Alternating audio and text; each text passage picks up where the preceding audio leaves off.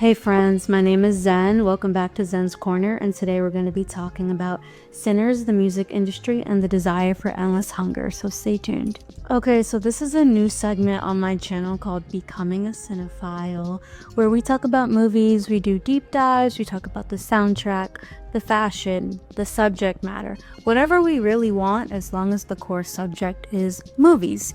Hence the name, Becoming a Cinephile.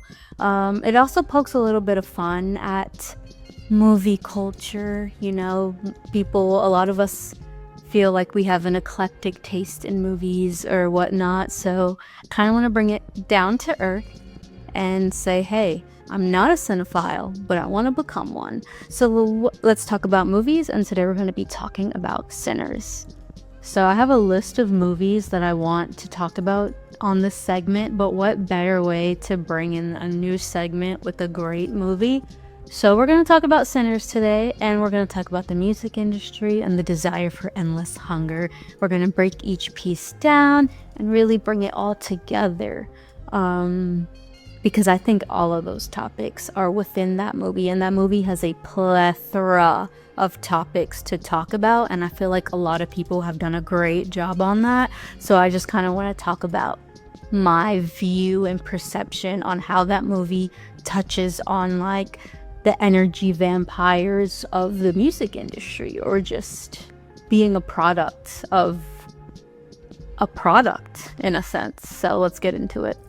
So the movie pretty much starts and ends with the same shot, which is Sammy walking into the church after the night he just spent at the juke joint, and his father begging him to renounce the devil, aka his guitar, aka his desire for music, his desire to play, his desire to be who he felt he was.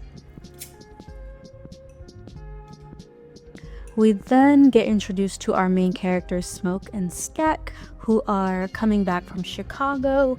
They are veterans and bootleggers. So they are coming back to Chicago with a boatload of liquor to open up a new juke joint to make some money, you know?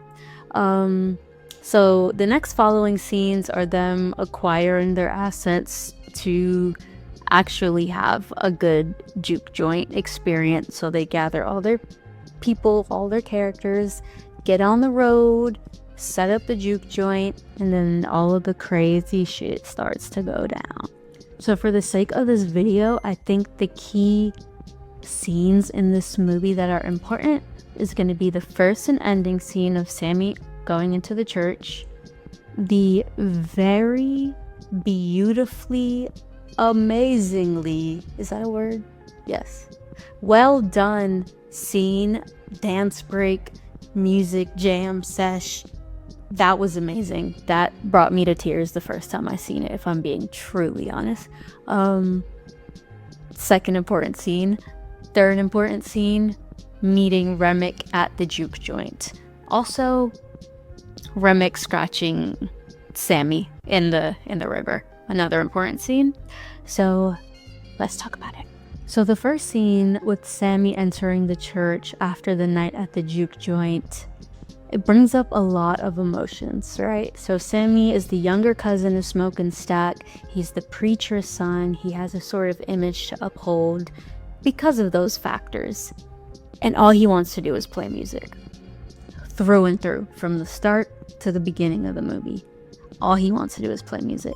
But he has to deal with this sort of, it's not even an internal battle, because deep down he knows all he wants to do is play music, but the sort of external battle with himself, his father, and God, if you will, of him playing, you know, secular music or not using his gifts for the church, for God. So his father is in this battle, this constant, relentless battle of trying to get Sammy to let go of that desire to want to play for the wrong reasons in his father's mind. So that being Sammy's motivation, of course the son is gonna want to rebel. Like, of course the preacher's son, who was forced to play music that he loves nonetheless, but it's just not on his heart, of course he's gonna rebel. So of course when his cousins came back to town what better way to play music than at a juke joint? Especially a juke joint that your cousins built up. So win-win for everyone. So Smoke and Stack get all the pieces they need, all the people they need, and just take the party all the way to the juke joint, which we later find out is a KKK slaughterhouse, but nonetheless, they make their way to the juke joint. Everyone's getting ready, they're setting up, Annie's cooking, you know, they're all setting up, right? The most beautiful scene in the movie by far, the most beautiful scene I feel like I've seen in a movie all year, if I'm being completely honest, happens. The whole beautiful music medley of different genres of music that have derived from blues music. It goes from trap to country, ballet, classical. It was just amazing, and it was really cool to watch that, because a lot of us don't know musical history. A lot of it is been washed away. A lot of artists have had a lot of pioneers who are artists have had their art stolen from them. So it was really beautiful to see that whole painting recreated in this movie, because speaking for myself, but also I feel like I've had plenty of conversations with other Black individuals, but that kind of felt like a piece of you that you understood, because we've all seen that photograph. We've all seen that photograph in somebody's house.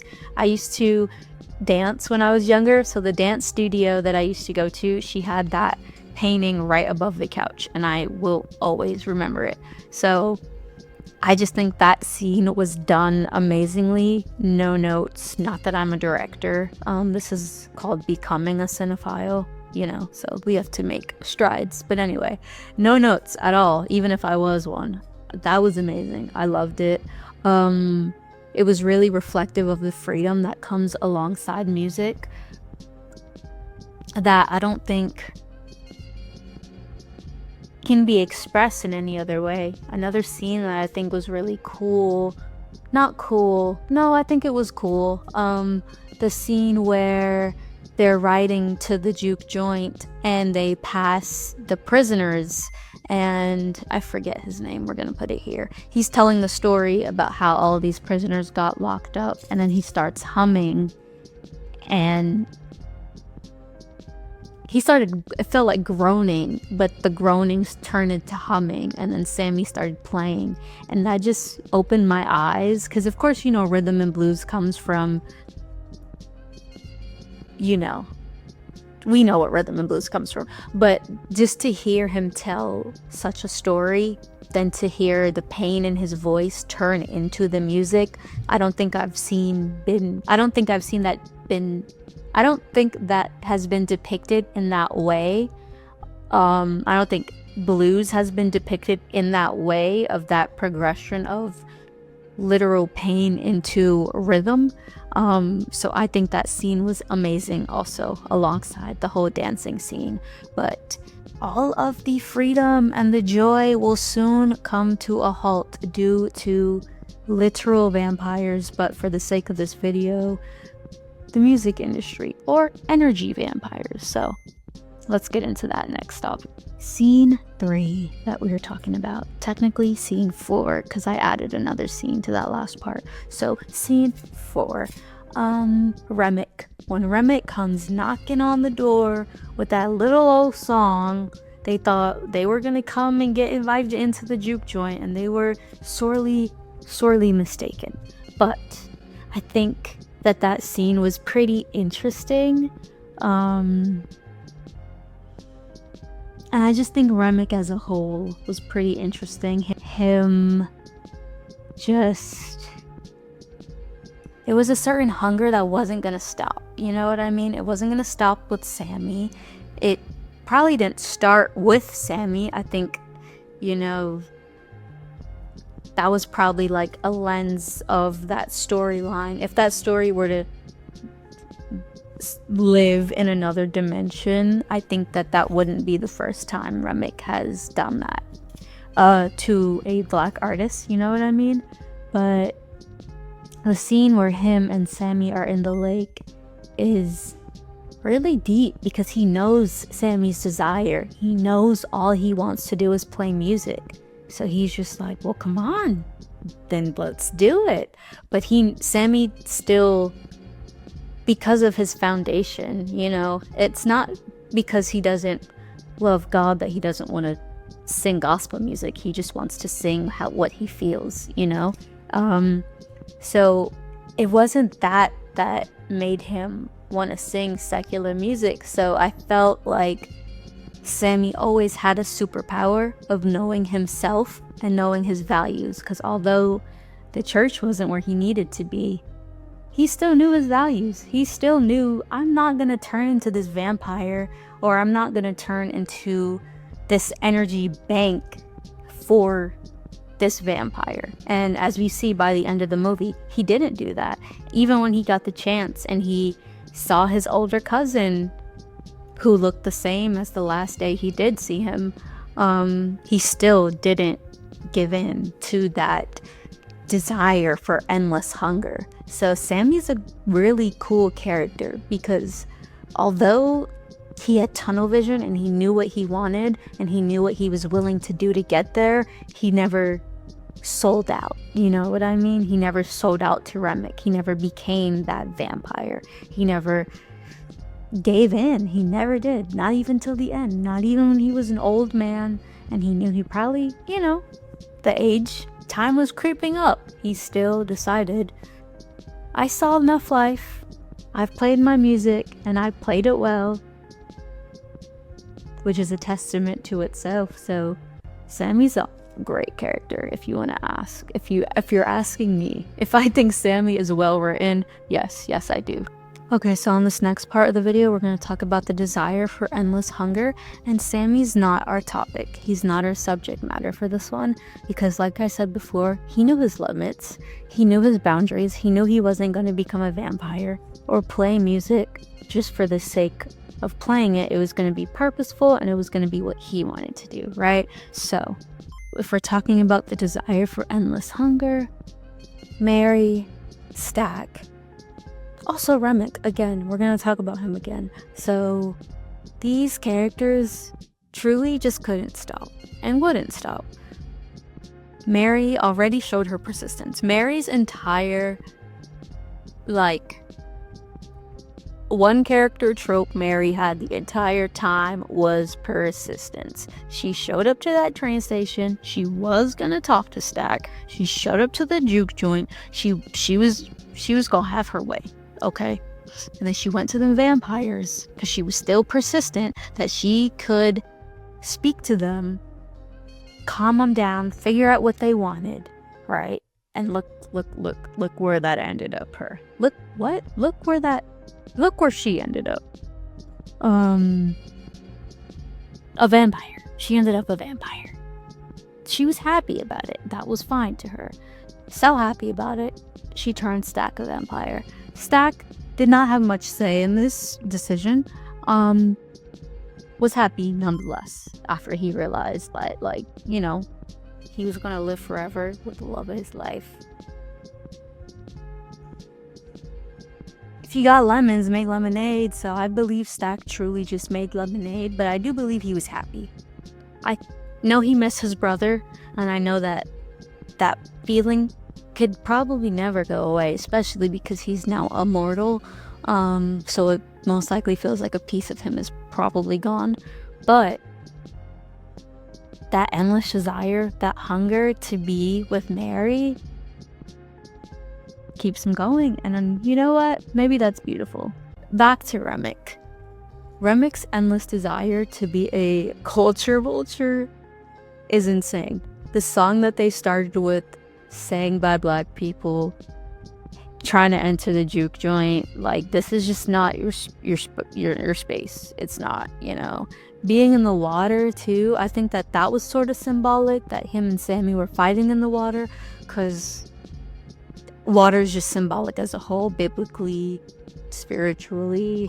Desire for Remick to truly just take from Sammy, take from black music, take from blues and jazz, is so evident in today's society and in today's music. I think they did a really good job of trying to sort of make the music industry like a subtle topic. I don't think it was that subtle, to be honest, but they did a really good job of that, because while they were doing the whole juke joint music medley, while it was like burning down, Remick and the other vampires could see what was happening. So it's like you see all of the joy, you see all of the talent, you see all of the energy, you see the pureness of it, and you just kind of want to dig your little hands in there, and it just doesn't work like that, you know? But if we truly take a look at all the Black artists who have been in the music industry, who have had their music and their revenue, they've just been cheated out of the system.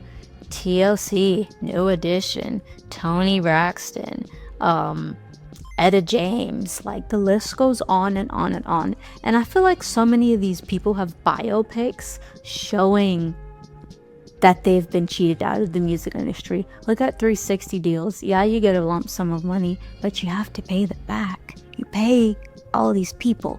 You don't even get all that money because after taxes, you know what I mean? So it's just like all these little things that I feel like the movie was kind of hinting at, that like, this is what you're giving, this is what you're getting, if this is what you want to give. If you really want to give your talent away, if you really want to sell it for money, this is what you're getting.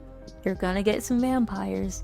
I don't think that was a core subject for sure. Like, I don't think that was on their movie mood board, but I think it was like subtly hinted at, you know? So I hope by the end of this you too can see how the music industry, sinners, and the desire for endless hunger all coincide. Thank you for watching Zen's Corner. My name is Zen, and see you later.